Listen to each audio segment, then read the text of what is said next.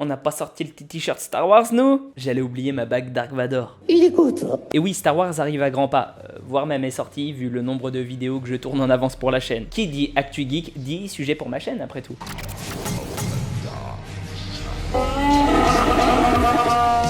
Quand on voit un grand gaillard poilu comme Chewbacca, la première question qu'on se pose c'est évidemment à quoi ressemble-t-il sans ses poils? Probablement à ça. La deuxième c'est évidemment est-ce que la pilosité de ce portugais interstellaire veut dire qu'il possède énormément de testostérone? Alors déjà, il faut que je te dise un truc. Il n'est pas de la même espèce que nous. Nani? Mais même si c'était le cas, quelqu'un de plus poilu ne veut pas nécessairement dire qu'il a plus de testo. Je ne comprends pas pourtant, je n'avais pas de poils enfant et les femmes en ont moins que moi, alors ça devrait être le cas. Faut vraiment que j'apprenne à faire des voix différentes pour jouer des personnages cons sans insulter la moitié de la France à chaque fois. En fait, si je voulais parler de ce sujet, et t'inquiète, je t'explique juste après les tenants et les aboutissants, c'est pour souligner une façon de faire. Quelque chose qui a tendance à régner en maître dans le feed game et peut-être en fait partout ailleurs aussi. Penser qu'on a toutes les clés en main tout le temps. C'est un peu normal en fait, ça nous vient de notre cerveau et on est un peu codé génétiquement pour ça. Le but de ton cerveau c'est de faire des liens logiques, de raccorder les choses entre elles. C'est pour ça par exemple que la mémoire fonctionne mieux quand tu la rattaches à plein d'autres machins. Ainsi les synesthètes qui voient par exemple les chiffres comme des couleurs sont capables de se souvenir de beaucoup plus de choses que le commun des mortels. Ou même tout un pan de la chaîne de Fabien Olicard qui est basé autour de ce fait là simplissime.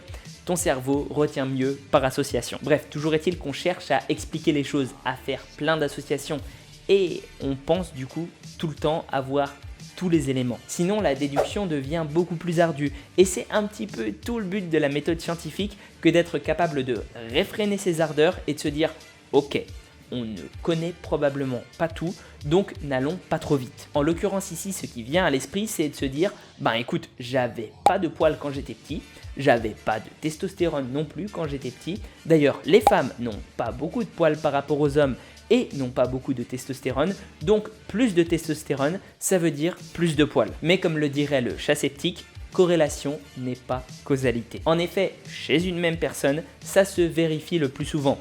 Plus tu es poilu par rapport à ce que tu l'as été ou ce que tu le seras dans ta vie, plus tu as de testostérone à ce moment T. Parce que certains de tes follicules, là d'où viennent les poils, sont sensibles aux androgènes et donc à la testostérone et à une forme un peu plus haute on va dire de testo, c'est la DHT. Donc quand tu es petit, tu n'as pas de testo, ces follicules-là ne sont pas activés. Et quand tu fais ta puberté, ben ouais, là tu commences à les développer. Ceci étant dit, le degré de sensibilité de tes follicules, ça c'est purement génétique et ça n'a rien à voir avec le niveau de testo. En gros, tu peux être né avec des follicules totalement insensibles à la testo et basiquement être un berbe. A l'inverse, tu peux en avoir des hypersensibles et être atteint d'hirsutisme sans avoir forcément toutes les autres caractéristiques des androgènes élevés. D'ailleurs, on comprend pas encore ultra bien les mécanismes de cette sensibilité-là des follicules. Parce que, par exemple, la calvitie, c'est directement un exemple de cheveux et de follicules qui s'arrêtent de fonctionner alors que justement, c'est provoqué par la testo. Sur certains endroits du corps, du coup, avoir plus de testo, ça fait pousser les poils, et sur d'autres, ça les fait tomber. Bref, du coup, tu as ta réponse, tu ne peux pas utiliser les poils comme un indicateur de si tu as plus ou moins de testo que la personne qui est à côté de toi. Ce fut une vidéo courte, mais j'espère instructive sur la méthode et notamment la façon de douter. Si elle t'a plu, n'hésite pas à t'abonner, à liker, à partager, à commenter, à venir voir mon Instagram et t'abonner dessus, ça me fait toujours plaisir et puis j'essaye de donner des conseils qui sont intéressants.